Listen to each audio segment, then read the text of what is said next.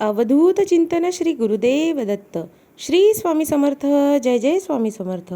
स्वामी म्हणतात, बाळा, आमच्यावर विश्वास ठेव आणि तू केलेल्या भक्तीवर श्रद्धा ठेव. तुझे कार्य तू विचारपूर्वक करत राहशील. बाळा, आज हा संदेश शेवटपर्यंत ऐक. बघून दुर्लक्ष करू नकोस. तुझ्यासाठी आम्ही खास आशीर्वाद आणलेले आहेत. बाळा, या संदेशामार्फत तुझ्या जीवनात खूप काही सकारात्मक गोष्टी अनुभवायला येतील आणि तू जे कार्य करत आहे, ज्याची तू वाट पाहत आहे, त्या कार्यात तुला विजय नक्कीच मिळेल. तू केलेले परिश्रम आता तुला जिंकण्याकडे नेतील. म्हणजेच तुझ्या जीवनात आता तुला पाहिजे ते यश मिळणार आहे.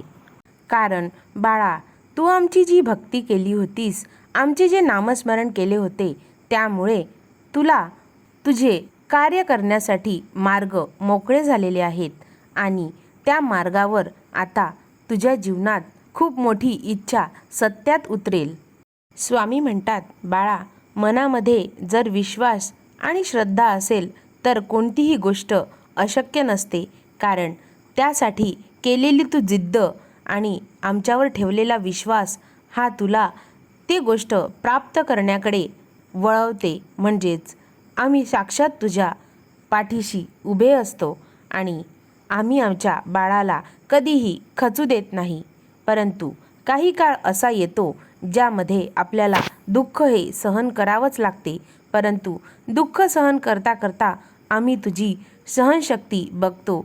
त्या सहनशक्तीमुळेच तुला आम्ही यशाच्या पायरीकडे नेत असतो. आम्ही तुला उंच शिखरावर पोहोचताना पाहू इच्छितो. बाळा, स्वामी म्हणतात, बाळा, कष्ट जीवनात येत असतात, परंतु तू जर कष्ट केलेस तर तुझे पुढचे आयुष्य हे खूप सुखात जातात. बाळा, जीवनाची व्याख्याच अशी आहे की तू जर कष्ट केलेस तर तुला पुढच्या आयुष्यात म्हणजेच येणाऱ्या काही काळातच तुझे जीवन अगदी सुखमय होऊन तुला आनंद प्राप्त होतील. स्वामी म्हणतात, अरे बाळा, या जगामध्ये, या सृष्टीमध्ये असं कोणीही नाही ज्याला दुःख नाही. परंतु जो दुःखातही अश्रू येऊ देत नाही तोच आमचा खरा भक्त आहे. कारण अश्रू येतात म्हणजेच ते मनाला लागून जातात, परंतु त्यातून आपल्याला उठून उभं राहायचं आहे.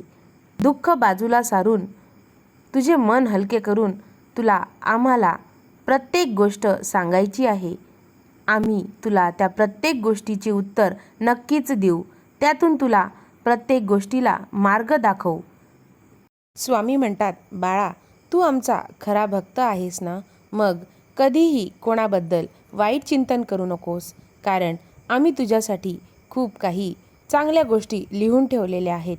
बाळा, कर्म हे चांगलेच केले गेले पाहिजे. कारण कर्माचा हिशोब परमेश्वराजवळ असतोच.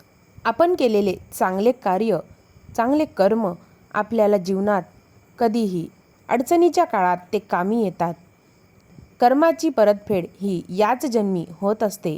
म्हणून बाळा, तू आमचा भक्त आहेस ना, आमचा बाळ आहेस ना, मग या स्वामींचा उपदेश नक्की ऐक.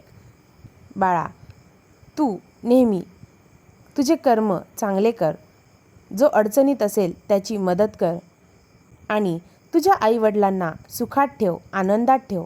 त्यांना कधीही दुःख देऊ नकोस. स्वामी म्हणतात, बाळा, तुला जर चांगल्या व्यक्तीची सोबत असेल, संगत असेल तर तुझ्या हातून सुद्धा चांगलेच कार्य घडत जाईल. म्हणून चांगल्या लोकांना कधीही गमावू नकोस. जर बाळा तू त्यांच्या मदतीला धावशील तर ते तुझ्या अडचणीच्या कामात, अडचणीच्या वेळी नक्कीच धावून येतील. त्यामुळे त्यांचा सहवास नेहमी ठेव. त्यासोबतच आमचे नामस्मरण सतत करत राहा. आमच्यापर्यंत तू नक्कीच पोहोचशील. अवधूत चिंतन श्री गुरुदेव दत्त. श्री स्वामी समर्थ. जय जय स्वामी समर्थ. अवधूत चिंतन श्री गुरुदेव दत्त. श्री स्वामी समर्थ. जय जय स्वामी समर्थ.